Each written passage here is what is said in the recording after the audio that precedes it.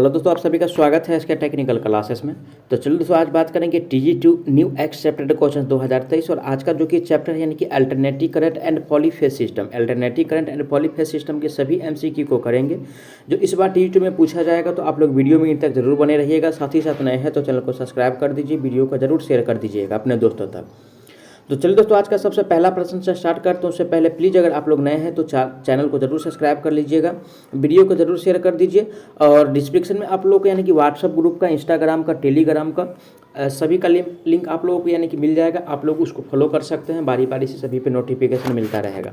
तो चलिए दोस्तों, आज का सबसे पहला प्रश्न से स्टार्ट करते हैं। आज का सबसे पहला प्रश्न दिया हुआ है, प्रत्यवर्ती विद्युत धारा अथवा वोल्टता का किसी भी पल का मान क्या कहलाता है। यानी कि किसी भी पल का मान, देखिए ये क्या है दोस्त, ये एक प्रकार का यानी कि फेजर है, ठीक है ना। ये फेजर है, समझिए ये फेजर है यानी कि किसका, यानी कि AC का, ठीक है ना, AC का।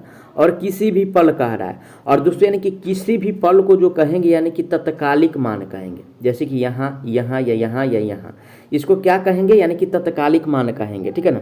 तत्कालिक मान कहेंगे, तत्कालिक यानी कि वैल्यू कहा जाएगा, यानी कि तत्कालिक मान कहेंगे।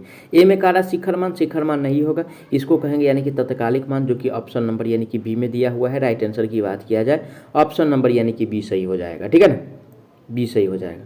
आगे बढ़ेंगे नेक्स्ट क्वेश्चन पे। आज का अगला प्रश्न दिया हुआ है, प्रायः सभी विद्युत मापक यंत्र AC के किस मान को दर्शाते हैं। और AC के यानी कि जो मान को दर्शाएगा, ठीक है ना, मापक यंत्र जो मापता है AC के मान को जो दर्शाता है, ये दर्शाता है ओनली फॉर RMS वैल्यू को, ठीक है। RMS यानी कि वैल्यू को दर्शाता है। ऑप्शन किस में दिया है, RMS वैल्यू। ए में कहा शिखर मान को नहीं दर्शाता, नहीं तत्कालिक मान को, नहीं एवरेज वैल्यू दर्शाता है। ये दर्शाता ओनली फॉर RMS मान को, जो कि C में दिया हुआ है। राइट आंसर जो होगा ऑप्शन C सही हो जाएगा। आगे बढ़ेंगे नेक्स्ट क्वेश्चन पे।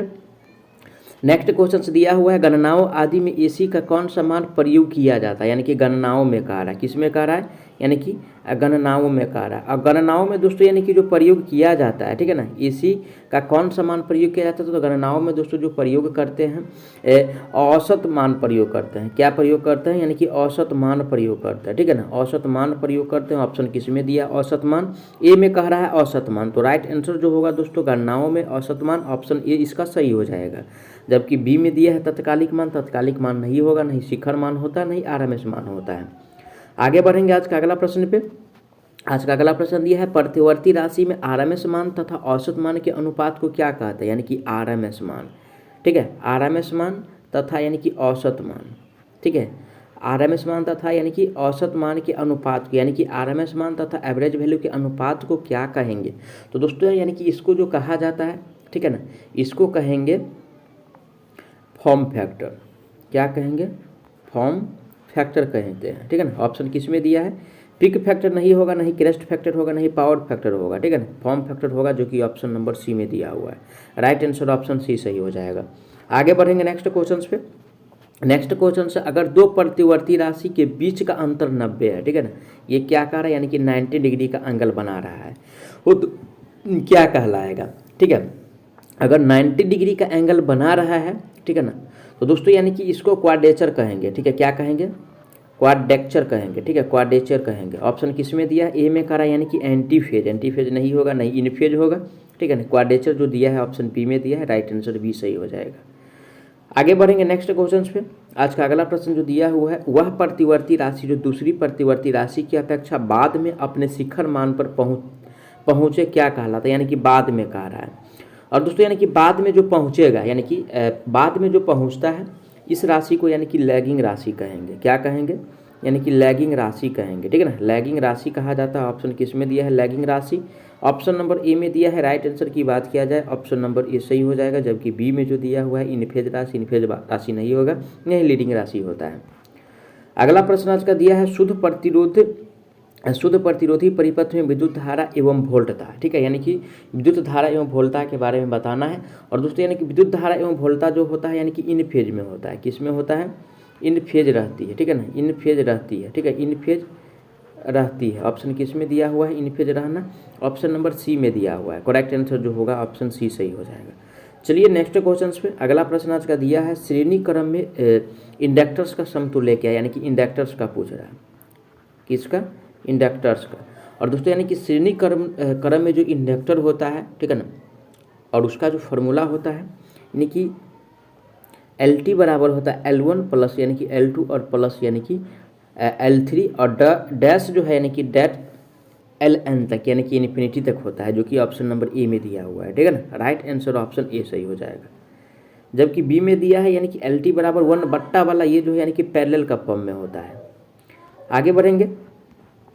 आज का अगला प्रश्न दिया है, धारा को प्रतिवर्ती कहते हैं जब। प्रतिवर्ती कब कहा जाता है? प्रतिवर्ती उस टाइम कहा जाता है जब दोस्तों यानी कि इसका जो है यानी कि मान और दिशा हमेशा यानी कि चेंज होता है, ठीक है ना।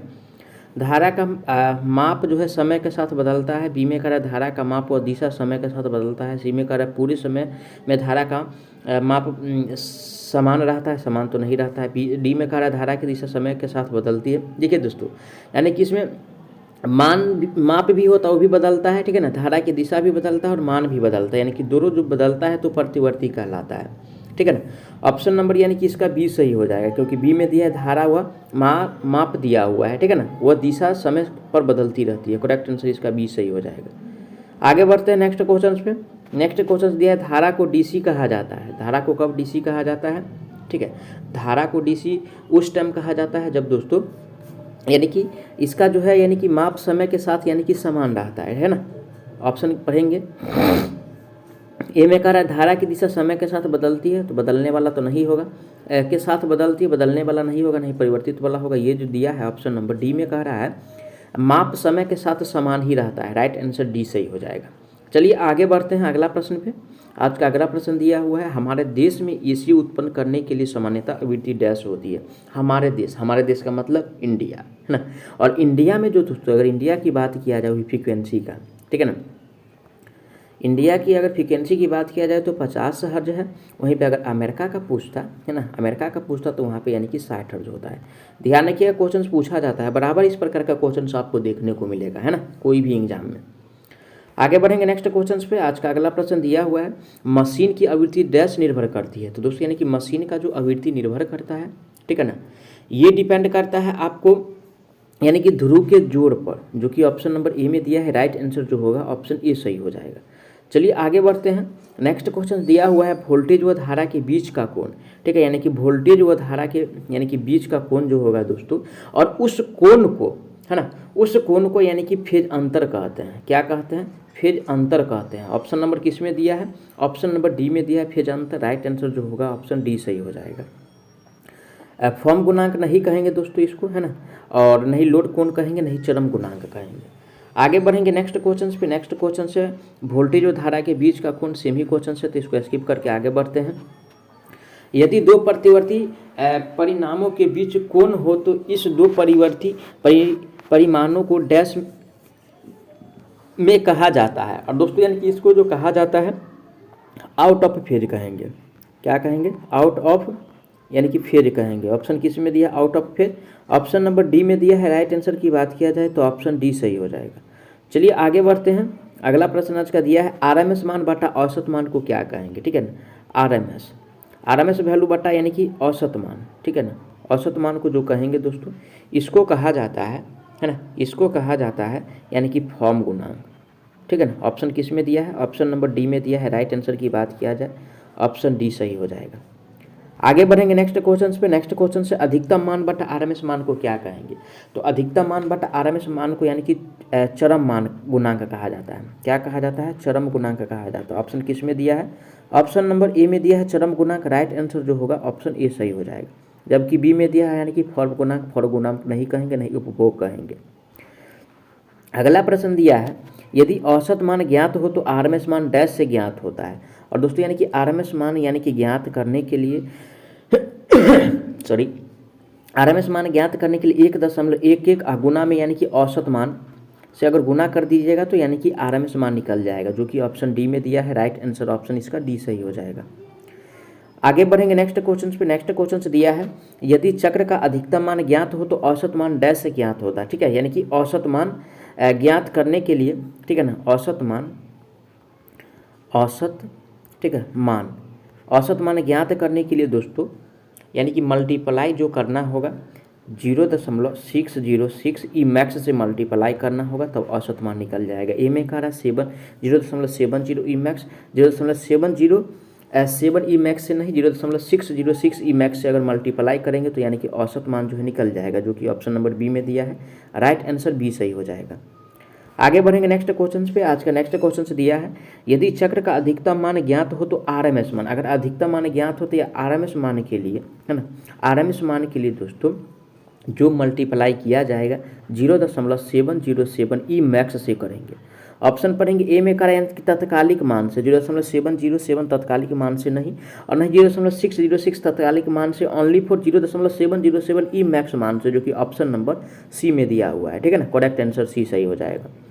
आगे बढ़ेंगे नेक्स्ट क्वेश्चन आज का दिया हुआ है, किसी विद्युत परिपथ का शक्ति गुणांक कोण तथा प्रतिबाधा जेड हो तो आर बराबर क्या होता है। ठीक है, आर बराबर पूछ रहा है। ठीक है ना, आर बराबर जो दोस्तों ये हो, आर बराबर जो होता है ना, आर बराबर होता है यानी कि आर बराबर जेड कॉस होता है, कॉस फाइव होता है।